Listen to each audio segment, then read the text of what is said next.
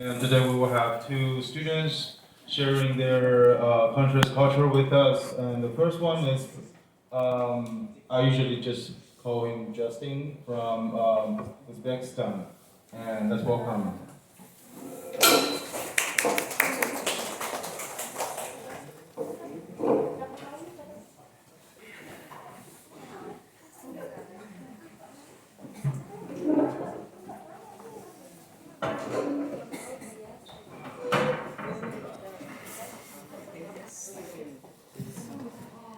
Right. Hello, everyone. I hope you had a great day today. And so let's start today's topic with, I think it's just a cultural event where we share our culture and about our country and something related to sustainable development, like how the country is developing. Yeah. So we start from my country first, which is Uzbekistan. I forgot to add the flag, so I'm just gonna use my laptop. Yeah. Thank you. So Uzbekistan. The first, let's talk about its geography, where it is actually located. So if you look at the map, it's not an actual map, right? So it's the ancient Silk Road map. If you guys know anything about Silk Road, it was a very like long road where in the ancient time countries traded with each other, like buying and selling stuff with other countries. That's what is called Silk Road. And Uzbekistan is almost in the middle of Silk Road, so that's why I just put that map there. But if you actually look at a real map nowadays, it is just nearby Russia. And it's in the middle of Asia where with five countries, sorry, Turkmenistan, Tajikistan, Kyrgyzstan, and Kazakhstan and Uzbekistan. So Uzbekistan is in the middle. Now, let's go to the next slide. Yep. Let's talk about some destinations where if you want to have a visit to Uzbekistan, where you can go to really like try or experience the culture or the history. So the first city is gonna be Samarkand. It's a very old city actually, and Samarkand was a city in the middle of Silkway where the traders were like traveling along this road, right? And they used to stop at Samarkand and have a rest, or it was their like a station, like stop station or rest station.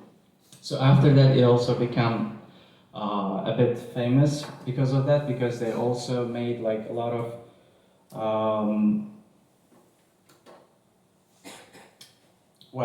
because it was the stop station for the traders, right? And it also became a trading center in the country. And Samarkand has one of the sightseeing places. This place is called actually Registan, and Registan is famous for its three madrasas, and madrasas are just in modern language we call them universities. So they used to study religion there. So there are three madrasas, right?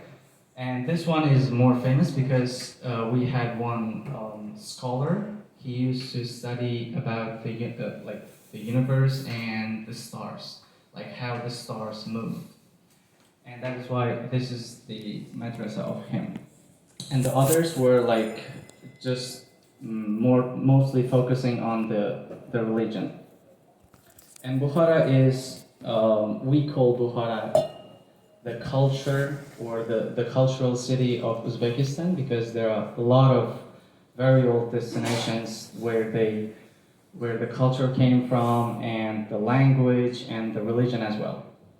And Hiva is the third city. It is also a tourist destination. So all these three cities are the touristic cities, we call them. And Hiwa is one of the most famous one because it's a whole city is like they call it open air museum because the whole city is like a museum from the old times. And Hiwa is very old actually. It's the same. It has like it was like established 2,500 years ago. It's almost the same as Rome in Italy. And it's a whole city with a lot of mosques and like madrasas where people had like used to go to learn, just like school. And yeah, let's move on. So the nature. Uzbekistan has both like mountains and lakes. It has only two rivers. It has two big rivers now, but there is no sea around Uzbekistan, so it's a landlocked country. There is no sea. Yeah, it also affects in the economy. If you guys have a look at this side, it's the very simple, like a picture of villagers. We have a lot of that kind of places actually. So we only have like two cities that is more advanced now, and I'll be showing you later on. So let's talk about cuisine or the food, Uzbek food. What is Uzbek food? Now let's have a look. The first one is pilav. That's what we call it, and this is the most famous dish, like really Uzbek dish. And if you guys have heard of Guinness World Records, we had that event where we cooked. Sorry. Yeah, 3,000 kilograms of pilaf. It was the biggest pilaf event in the world, so it was in the Guinness World Record. It was in 2017. And you call it bread, but we call it naan, is the main dish. Just like in Asia, people eat rice, right? You eat rice with everything. But in Uzbekistan, we eat bread with everything. With soup, with other dishes, we eat bread. Yeah. And it's very hard for me now because there's no bread in Taiwan. So, anyways, we have other dishes too, and this dish might be a bit similar to Asians because you have like dumplings or jianbao. I don't know how to call that, but that food is a bit different because we mostly put vegetables or meat, and the skin of that dough is a little bit thin. Yeah, that is mainly about Uzbek cuisine.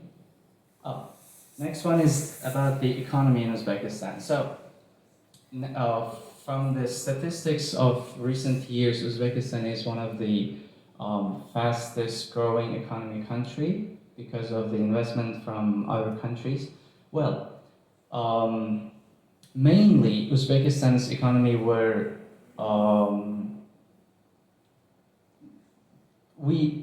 our economy were mainly came from the cotton. We used to sell cotton. We still do.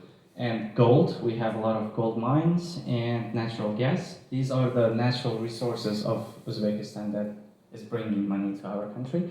And this one is actually from the old times. I'll just put it inside here. It's like making silk.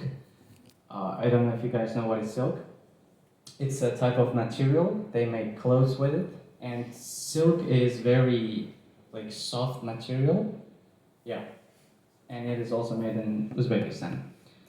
Well, we sell cotton and gold and natural gas to nearby countries only, like Kazakhstan or Russia or China. We started selling gas to China, which we don't have by ourselves. Anyways, let's not talk about politics. Yeah. The next one is about sustainable development. Well, how our country is improving from the time of our first president. It was a very hard time actually. So our first president were like he stayed as president for 25 years, and our country was like very landlocked, and there were no overseas investments, and it was also hard for us to go overseas or travel or like people come to our country. But since we have the second president, and he opened all the borders, and we started to make trades from other countries, or like bringing more investments from outside. Well, now, so we are mostly improving our economy by bringing more projects such as expanding solar power plants or wind power plants, and improving our irrigation or the water system, because it also needs some improvements, and I will talk about later. And improving the car industry. We have Chevrolet cars. We make Chevrolet cars, and that is mostly about how we are doing the sustainable development. And why I talked about irrigation or water system is because we have the biggest problem in Central Asia, which is the Aral Sea. I don't know if you guys know about the Aral Sea. It is like, you can see the statistics, right? In 1970, it was a real big sea in Central Asia, and they used like both Kazakhstan and Uzbekistan, these two countries used to use that seawater to like for the plants or make for the aggregation or for the plants. But after a while, it started like drying up because of that irrigation system. Well, the two rivers that I mentioned before, they changed the direction of them because of some politic issues, we say that, and so now there's no water in that sea. Well, what is the problem now? Well, it is affecting the environment and the air, or yeah. In 2018, where I was still in my country, we had salt that is coming up from the sky, just like winter, like it snows in winter, but we had salt, just like snowfalls. And that was the biggest issue in the Central Asia, where it attracted a lot of other countries, like giving sanctions because we're affecting the environment. So what we are doing now is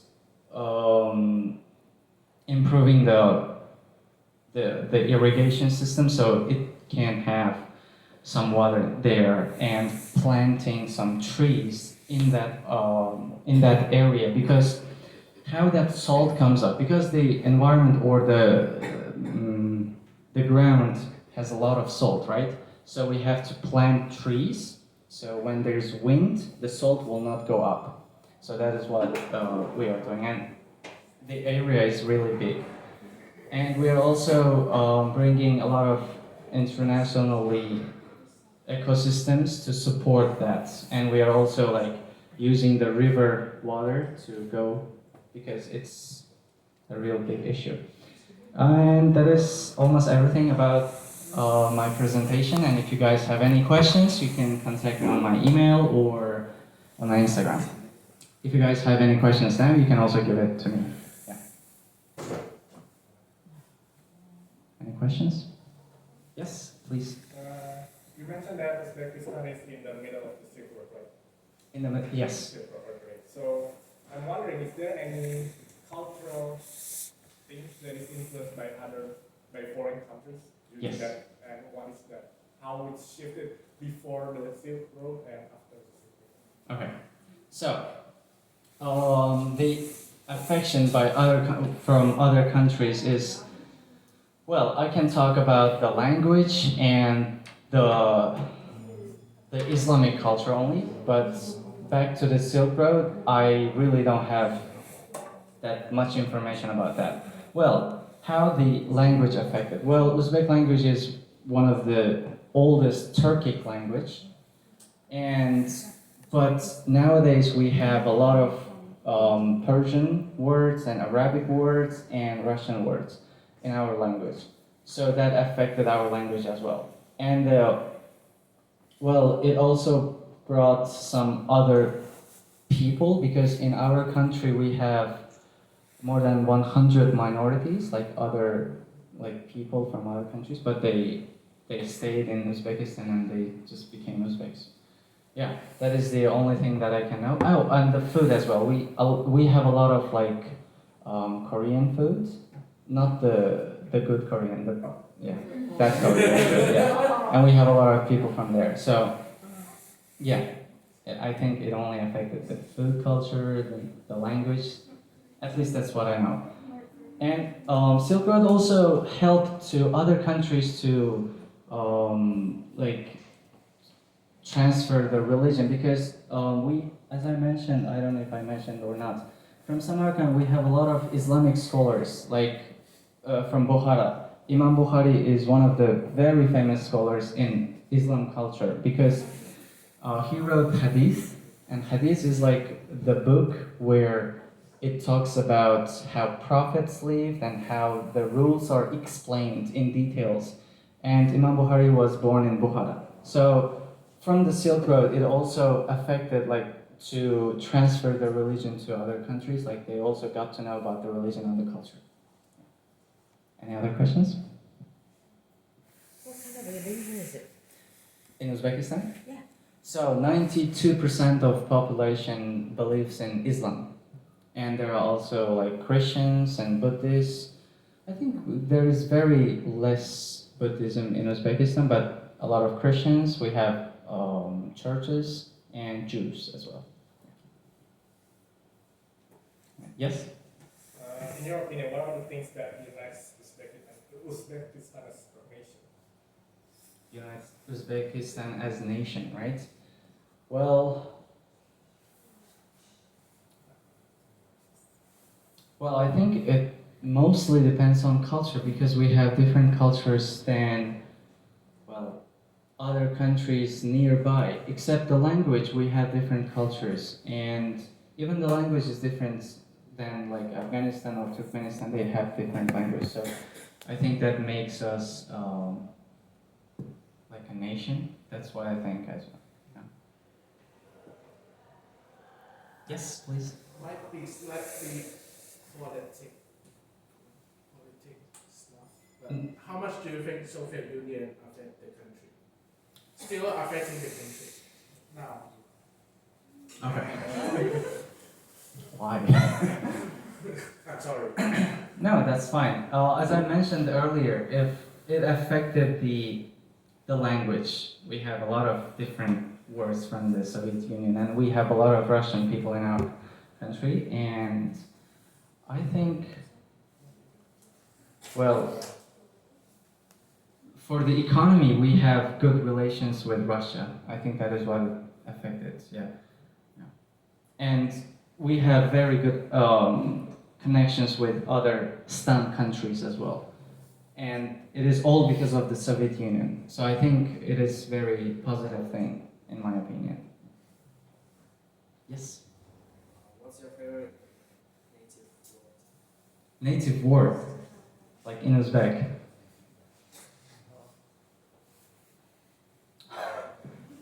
That's a hard question, actually. I don't know, like the name of the food. I love my food. Fill up, maybe. I don't know. I've never like thought of my favorite word in Uzbek language. Yep. Any other questions? Yes. How do you tell when someone is from Uzbekistan without having to communicate with them? Oh, that's a good question. I've never thought of that. Well,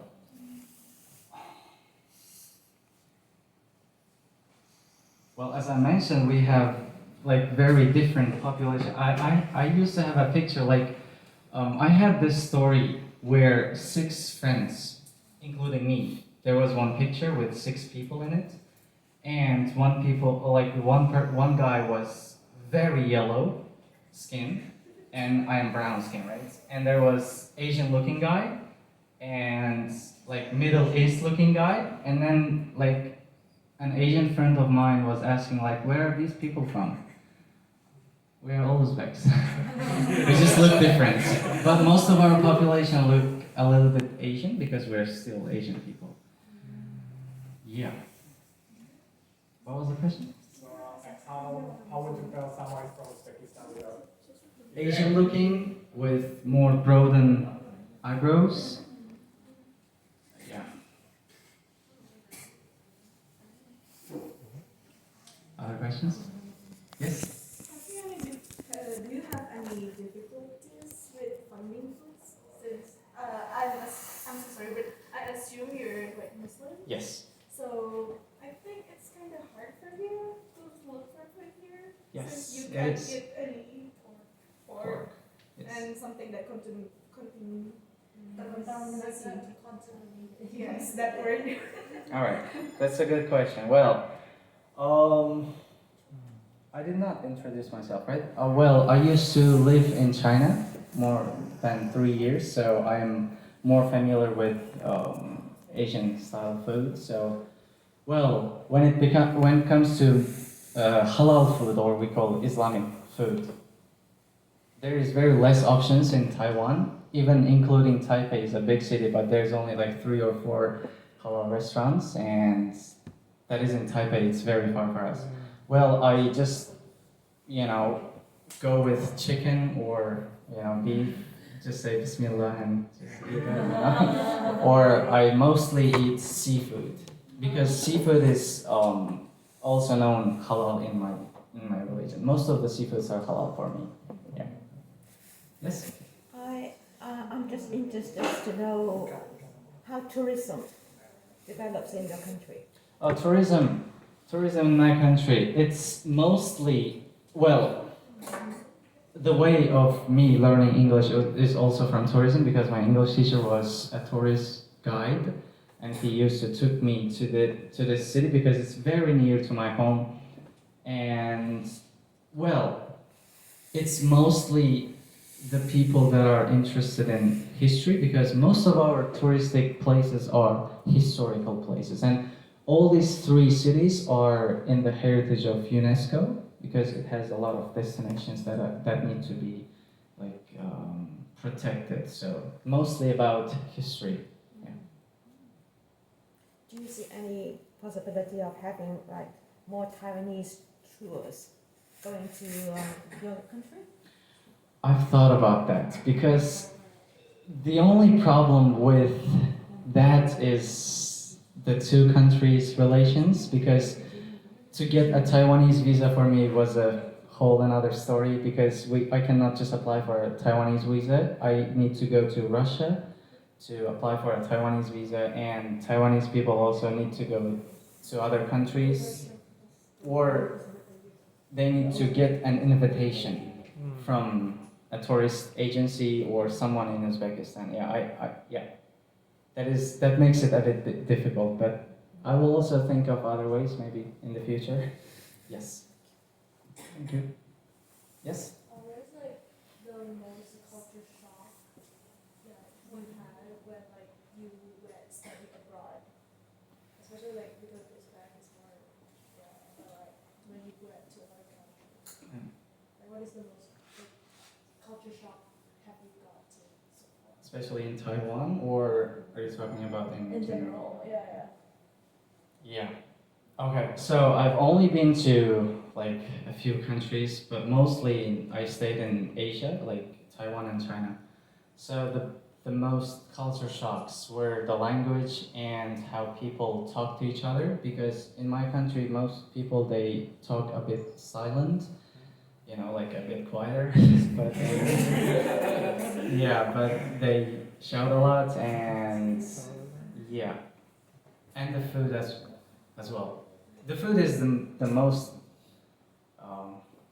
I don't want to say like negative thing, but it's the biggest culture shock for me, the food.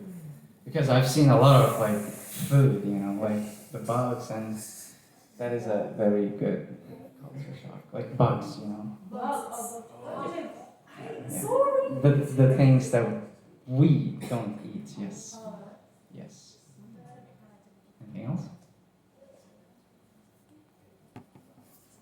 So what do you study here now?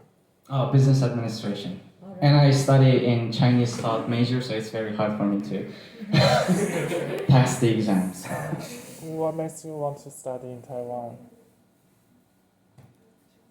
Okay. Well, I think the country Taiwan is very interesting place to visit, and I just chose to study here. Just make it short. No politics. Sorry. And I do have other reasons, but I'm really not comfortable telling that. Yeah. Any other questions? If you guys have any other questions, you can also contact me on my email or on my Instagram. I take videos about Taiwan in my Instagram, but it's in Uzbek language, sorry. But if you have any questions, you can also ask it here. And because I have another activity just after that, so I need to go real quick. I'm sorry, guys. Thank you so much.